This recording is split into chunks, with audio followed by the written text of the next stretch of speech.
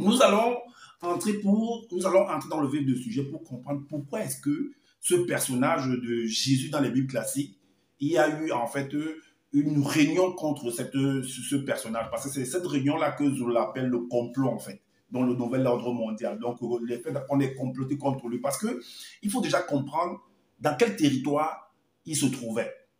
Dans quel territoire où il se trouvait. Et pourquoi est-ce qu'on doit faire un complot contre sa personne?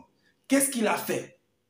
Parce que vous ne devez pas ignorer que dans chaque pays, il y a un gouvernement, il y a un État.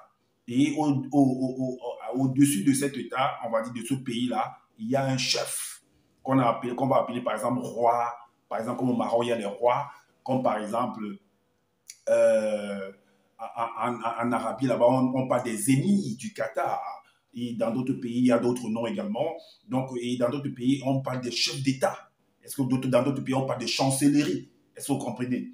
Alors, donc, c'est des personnes qui sont à la tête, en fait, de chaque État pour gouverner. Et le gouvernement, dans chaque État, il y a des lois. Et quand vous allez contre la loi, là, c'est normal que la loi, en fait, se met face à vous pour vous barrer la route.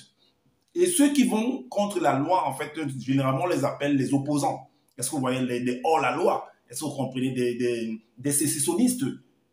Donc, il y a plusieurs noms qu'on utilise pour pouvoir qualifier ce genre de personnes.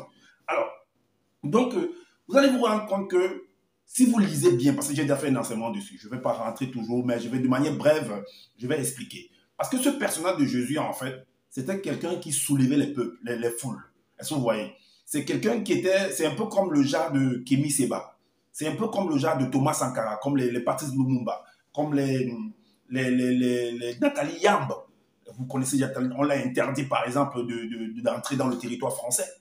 Parce que c'est dit, soulève en fait la population, le peuple en fait. Et voilà pourquoi le peuple français l'interdit de venir dans son territoire. Parce que pour ne pas venir mettre le désordre en fait. Est-ce que vous comprenez? Pour ne pas influencer la population française afin de se soulever contre le gouvernement. Est-ce que vous voyez? C'est un peu comme les Julius Malema en Afrique du Sud. Vous voyez un peu sa méthode en fait de faire. Est-ce que vous voyez comment il soulève les foules? Et le gouvernement ne peut pas être content de ça. Parfois, quand tu arrives à un certain... Parce qu'il y a un seuil qu'il ne faut pas dépasser. Quand vous arrivez à un certain seuil-là, ben, bam, le gouvernement se met à vous et on peut même vous tuer, on peut vous envoyer même en exil. C'est un peu comme, par exemple, les Oumniobé, c'est un peu comme les Maurice Kamto même actuellement. Est-ce que vous croyez? Est-ce que vous voyez? Donc, c'est un peu ça. C'est comme ça que ce personnage de Jésus-là fonctionnait. Alors, donc, on va déjà savoir où ça se produisait en fait. Il faut déjà comprendre cela. Alors, voilà pourquoi on va aller dans le livre de 2 Rois. Où se trouvait là? Parce que dans le livre de Jean 11, parce que Zola parle du complot, dans le livre, on va d'abord, lisons un peu dans le livre de Zola, dans le livre de Zola, dans l'Évangile caché de Koudoumane, au chapitre 30. C'est le titre, c'est complot contre lui, il appelle en fait, lui il appelle le personnage de Jésus à sa langue Djok qui savait. Alors, il est dit ici que 3 jours après, durant la nuit, plusieurs hauts dignitaires blancs et sans mêlés complotèrent contre Djok qui savait en ces termes. Face à un tel chef initié consacré, nos connaissances même ne sont qu'illusoires. Est-ce que vous comprenez? Donc, des chefs, des hauts responsables, ce sont bon, lui il appelle des hauts dignitaires, c'est toujours les mêmes choses.